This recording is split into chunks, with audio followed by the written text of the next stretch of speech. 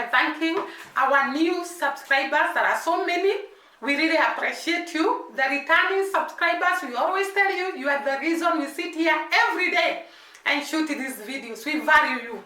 And we always pray for you. May the Lord bless you. May the Lord enlarge you. May the Lord protect you. May the Lord shield you together with your family. We don't take it for granted, guys. We really value you. And today, I'm going to talk about several things, but I'm going to start with Jamaica. And there is this guy who came and told me I should not be talking about Jamaica, I should be talking about Kenya. And I want to tell him, we don't talk about Jamaica in a bad way. It's because we are inspired, we are surprised, we are fascinated by the many things we have heard about Jamaica. And that is why when we compare those things with our country, sometimes in the video I compare what is in Jamaica and what is in Kenya. And therefore we find Jamaica as actually a role model for Africa. And that is why we keep on talking about this lad that has got a lot of things to learn from. So please don't tell us not to talk about Jamaica, because we are going to talk about it until our African brothers and sisters actually embrace one another like the Jamaicans do. So today, guys, I wanted to look at the system of government in Jamaica compared to the system of government in Kenya. And I'm going to start with the system of government in Jamaica, and then I'll go to the system of government in Kenya.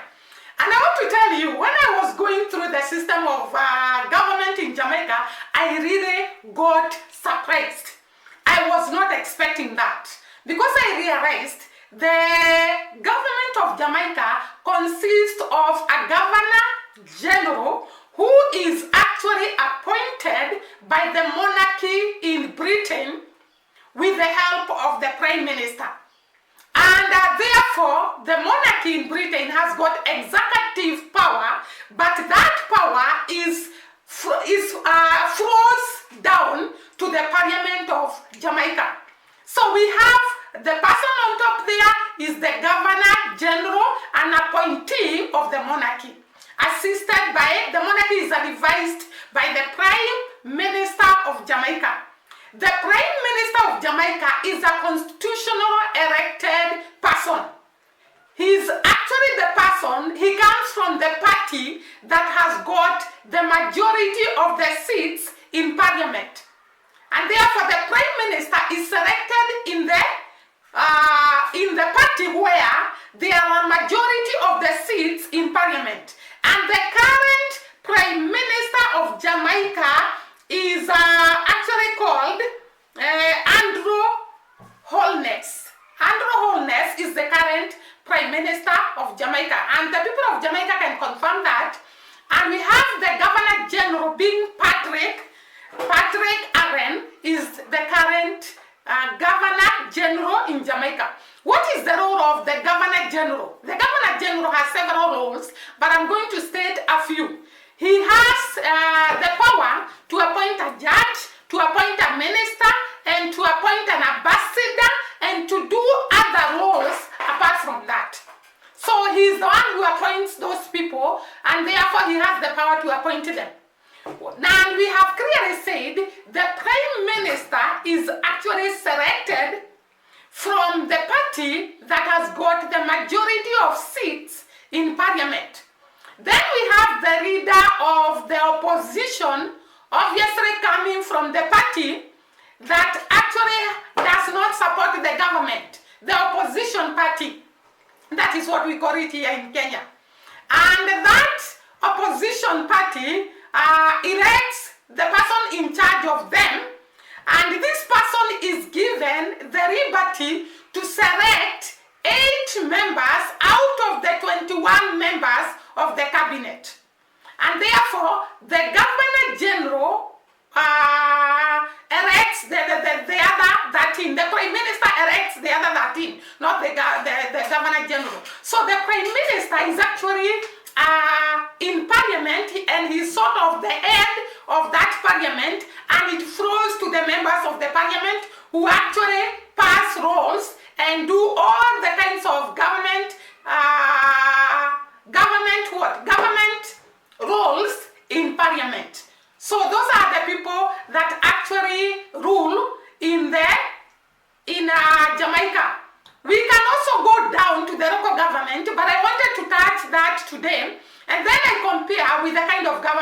have in Kenya. In Kenya, we usually have a president. The president in Kenya is actually appointed by the people. We are the ones who elect the president. So when we go to the ballots during elections, there are several people we elect. And one of them is the president. The other one is the governor of what we call the county. We have, is it 47 counties in Kenya? Yeah. And each county is actually ruled by a governor. So when we go to the ballot to select the leaders, we start by the president, we select the president, then we select the governor, then we select the member of parliament, then we select the senator, then we select the woman representative, and then we select what we call the MCA, who represents the local government. So those are the people in the ballot paper. We usually have how many boxes? President, governor, senator, member of parliament, women representative, and MCA, the local government representative. So those are the people that we elect when we go to the ballot. Of course, just like Jamaica, we have two parties. The opposition party and the party that is ruling. And I found also the same applies to Jamaica. There is the party that is ruling and there is the party which holds the opposition office. So here in Kenya, we have those two parties. And right now, the party that is ruling is Kenya.A. And the party that is in the opposition is what we call the Azimio. So we have those two parties that are in government today. And each party has got their own representative in parliament, and they have their own representative in the Senate House. Yeah. So that is how the government of Kenya is actually composed. It is composed of all those people we have mentioned. But in Kenya, there is a lot of tribalism when we come to the elections, and therefore maybe most of the leaders that are selected in tribal basis, and therefore we would wish one day to come to a level whereby we are going to select our leaders in terms of their performance and not in terms of where they come from. So I've given you a tip of the kind of government found in Kenya and the kind of government found in Jamaica, and you can compare the notes between Kenya and Jamaica. The other thing that I wanted to talk about today, I wanted to talk about people who go to America. We all desire and we all long, actually here in Kenya and even the whole Africa, and even I saw in Caribbeans, people aspire to go to America because we believe the America is the land where we can get a lot of money. And of course, when we consider in the countries we are living in, there are no jobs. Like in Kenya here, jobs is a great problem. And I clearly think it is so even in the Caribbean, especially in Jamaica, which we have come to know. And because of lack of jobs, people tend to think that when you go abroad there in America, you are going to have the green pastures you have always been looking for. And therefore many people aspire, and so many people pray green card, lottery every year so that they can get a chance to go to America. But there is this story I listened to of this woman from Jamaica who went to America, and it happened that the mother and the sister had gone to America earlier before her. And when she arrived there, of course, even here, when we are here, we usually think that when we go to when we go to America, we having relatives, they are going to host us, they are going to assist us, they are going to be patient enough until we get jobs. Because of course, hosting in America is something that is key as somebody travels from wherever you are to America. And therefore, the first thing you consider, who is going to host you? If you have a relative there, you feel your heart is at peace. Because you know there is someone who is going to host you when you arrive there. But let me tell you, You can get a shock of your life like this lady got.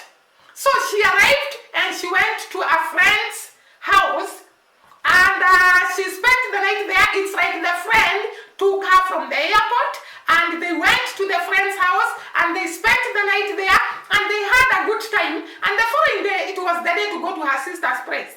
And she went to her sister's place and stayed there for some time. And then the mother came to the sister's house and things became worse now. It is like this mom was jealous of the daughter.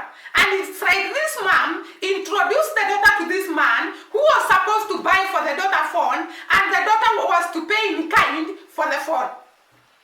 And I felt the story was so sad and so heartbreaking that it is a mother who felt pain to give the birth to this daughter who is actually doing this to her own daughter.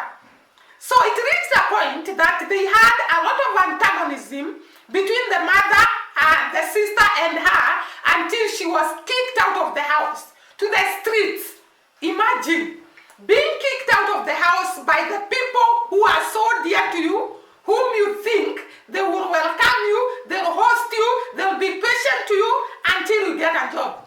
So she was drawn onto the streets, and it is like a friend.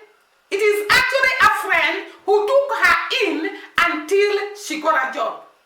I would say I'm happy that this woman is now stable with her children, but the pain she went through in the hearts of the mother and the sister, it was so painful. I was wondering, are there mothers like that? Are there relatives who are like that? Are there people who can actually boycott you at the point of your need? At the moment when you need them most, at the moment when you are desperate. It was so heartbreaking, and I could not imagine. And he said that America is the hardest place to cope if you have no one to host you, if you have no one to stay with you. So this lady had to go through a lot of stress and a lot of depression, but in the final analysis, she was able to stand, and actually now she's okay. We thank God for her, but it is so sad. It is the relatives that put her in such conditions. So please, I always say, love is the first key. And when you love people, when you are positive, you attract positivity in your life. You attract success in your life. You attract victory in your life. So I really felt for this lady, imagining a land you don't know, a land which you are new to, without a job, and you are thrown outside there on the streets, and you don't know where to go. I thank God there was this good Samaritan who took her in until she was stable. So sad. And I say that I'm going to narrate that story because sometimes we think that when we go to America, everything will be okay. There is this lady who was telling me, she thought that when she arrives there, everything will be okay. She's going to invest back here in Kenya, and then after 5 years, she's going to come back. And she was telling me she struggled and tried, and she could not make it. And in the final analysis, she had to stay in America for 15 years to be able to invest here and come back. Now she's here in Kenya, but it was not easy for her. It was not easy for her. Because you have to work. America does not like lazy people. America does not like people who are not workers. Because you have to sacrifice and work for so many hours to be able to feed your children, to be able to do all what you want to do. There is this woman who was saying that she went there and she was able to support the family when she was back here in Kenya. But when she arrived there, she could not support the family. Because of the bills, her own needs. So they become so much until you cannot be able to do what you are doing when you are in Kenya. But of course, it is a land of green pastures, and there are people who go there and they become comfortable and they invest and they become happy and they are doing very, very well. So it is just individual luck and blessings. And therefore, we really are happy that that lady got a solution and she's now happy. Today, I wanted to talk about Dee Mwango also in the Turks Caicos. Is it Caicos? Yeah, that island. By the way, guys, do you know I didn't know some of these islands? I came to know them when these people traveled there. And that is so very important when we talk about a place here, because most of us did not know these places.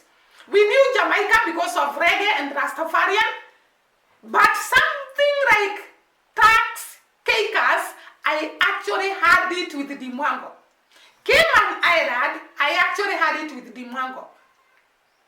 Trinidad and Tobago, I've had it when these people went there. Bahamas, we knew it because most of the people go for their honeymoon in Bahamas. So we hear a lot of Bahamas. We also hear about Cuba because Cuba is known for the production of doctors. Actually, we have had doctors coming from all the way to Cuba to here in Kenya, and we could hear that these doctors have come from Cuba. Those days, we never knew that Cuba is one of the islands in the Caribbean. Now we know. That is why talking is power. Saying these things is power. And therefore, that is why it is so important for us to shout about these islands that we have come to run. Haiti, we came to know it because of the war. But we have now learned a lot of things about Haiti that we never knew, positive things. So it is so good to come to learn about these places. So we have come to learn about Turks Caicos, which is a very beautiful island with very nice beaches. We actually saw Dee Mwango in the ocean, in the sea, actually riding a makeshift ship with another man, and it was so epic. It was so exciting. The sea was so beautiful, blue with clear water, and we could see where she was staying. It is a very beautiful place, and we really enjoyed seeing the beauty of Turks Caicos. So guys, it is important for these people to go there, show us what we have not learned. Actually, I saw someone in the comment section saying, we have learned a lot in the eyes of these YouTubers. We have known so many places that we wouldn't have known in the eyes of these YouTubers. We have gotten a lot of knowledge of the places we don't know in the eyes of these YouTubers. And that is why social media has power. Social media has got power to spread good tidings about a nation. And therefore, we really are happy to know about all these islands, to know about Dominican Republic, and all these islands we have come to learn about. Very beautiful islands. Actually, I know by the time these people finish, we will have gone through all the islands in the Caribbean. And we really appreciate the work they are doing. We really appreciate how they are educating us, how they are making us to appreciate the different parts of the Caribbean. So guys, I really love what we are seeing. I really love what these people are doing, taking us from one country to the other, from one island to the other, and we get to see the people of that island. We get to know the culture of those islands. We get to know the type of food they eat. We get to know what they believe in. We get to know everything about them. It is epic. It is so inspiring to us, and we are really eager to see these places physically, not just talking about them because we have heard, but us to experience hands-on. And at the right time of God, I know we are going to experience them, us going there, but not hearing. So guys, we really appreciate what you are, how you are supporting us, and your comments and your encouragements. We don't take them for granted. Now we want to say bye-bye. See you during the next video.